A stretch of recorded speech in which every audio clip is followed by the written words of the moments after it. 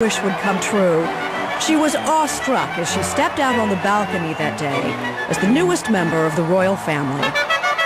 Overwhelming what we saw. So humble, making all these thousands and thousands of people happy. It was just wonderful.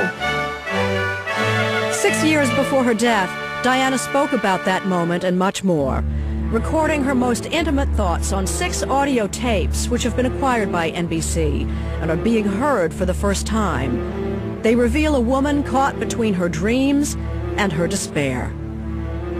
The public side was very different, obviously, from the private side. The public side, they wanted a fairy princess who could come and touch them and everything would turn into gold and all their worries would be forgotten. Little did they realise that the individual was crucifying herself inside because she didn't think she was good enough. On the tapes, Diana talked frankly about so many things. The joy she had in raising her 2 sons, William and Harry. I hug my children to death. I get in bed with them at night and hug them, and I always say, who loves you most in the whole wide world? And they always say, Mommy. So important. But also her struggle to emerge from the shadow of Camilla Parker Bowles, Prince Charles' lover. I once heard him on the telephone in his bath, on his hand telephone, saying, whatever happens, I'll always love you. The tapes were recorded with the help of a close friend and reveal Diana's most intimate feelings. She was blunt as she spoke of resorting to extreme measures, even attempting suicide, as her marriage fell apart. I was so depressed and I was trying to cut my wrist with razor blades. The broadcast of Diana's recording stirred reactions around the world.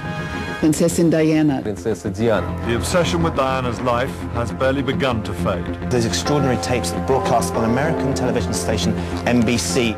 But if Prince Charles has thoughts about the tapes, he's keeping them to himself. Diana was forthright on the recordings about her bulimia, the disease which had come to dominate her life. The bulimia was appalling, absolutely appalling. Anything I could find, I would gobble up and be sick 2 minutes later. Diana said her husband accused her of crying wolf about the disease, which added to her distress. My husband made me feel so inadequate in every possible way that each time I came up for air, he pushed me down again. You know, even if I ate a lot at dinner, Charles would still say, oh, is that going to reappear later? What a waste. By 1988, the disease had gotten so out of hand, an old friend confronted the princess and gave her an ultimatum.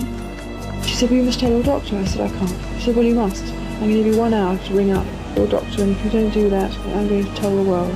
Diana finally acknowledged that she needed help. I suddenly woke up and realised that I was on the way down fast. Diana went to a specialist in eating disorders, the same doctor who had treated her sister Sarah for anorexia. Right away, he suspected Diana had tried to commit suicide. He said to me, how many times have you tried to get rid of yourself? And I thought, wow. So I said about 4 or 5 times. He said, how? And I said, all various instruments I tried and threats and all the rest of it, glass, a lot. And he said, I can get you better in no time at all. The problem lies with your husband.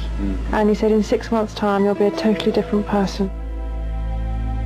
As Diana began to gain control over the bulimia, her strength returned, and so did her courage. She planned a confrontation with the other woman in her husband's life. The voice inside me said, just go for the hell of it. So I sat myself up something awful. This was my big step.